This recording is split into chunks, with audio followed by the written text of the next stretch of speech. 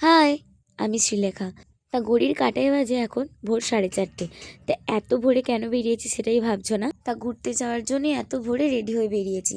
তা কোথায় ঘুরতে যাচ্ছি সেটাই ভাবছো না? সেইটা দেখার জন্য তো ভিডিওটা কন্টিনিউ দেখতে হবে। তা আজকে আমি যখন ভোর 4:30 ঘর থেকে বেরোই, তা চারিদিকে দেখি মানুষজন খুব একটা নেই, চারিদিকে অন্ধকার। তা তারপরে চলে এসেছিলাম স্টেশনে। এসে ট্রেনের টিকিটটা কেটে ফেললাম। চলো এবার ট্রেনের দিকে যাওয়া যাক। তা আমার ফার্স্ট ট্রেন ছিল আমতা থেকে। তা এই ট্রেনটাতে না যারা ডেলি বেসিসে ডিউটি যাতায়াত করে একমাত্র তারাই যায়। তা ভাই আমাকে ট্রেনে তুলে দিতে এসেছিল।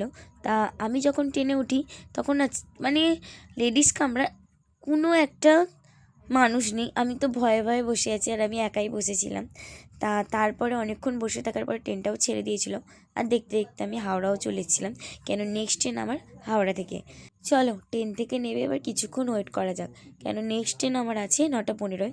তা আমি এখানে কিছুক্ষণ দাঁড়াবো, কেন তা আরও সবাই আসবে, এসে একসাথে মিট হয়ে তারপরে ট্রেনে উঠবো। তা দেখতে দেখতে আমার বান্ধবীও চলে এসেছিলো। চলো এবার ট্রেনের দিকে যাওয়া যাক। তবে জানো তো আমার এই ফার্স্ট টাইম যে 10 ঘন্টা থেকে 12 ঘন্টা আমি এত লং টাইম ট্রেন জার্নি করব। তা ট্রেন জার্নিটা কেমন হবে আমি জানি না, তা আশা করছি ভালোই হবে।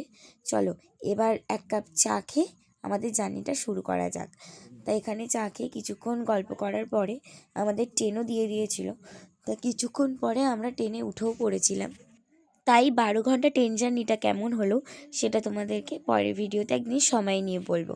আজকে তবে আসি, টাটা।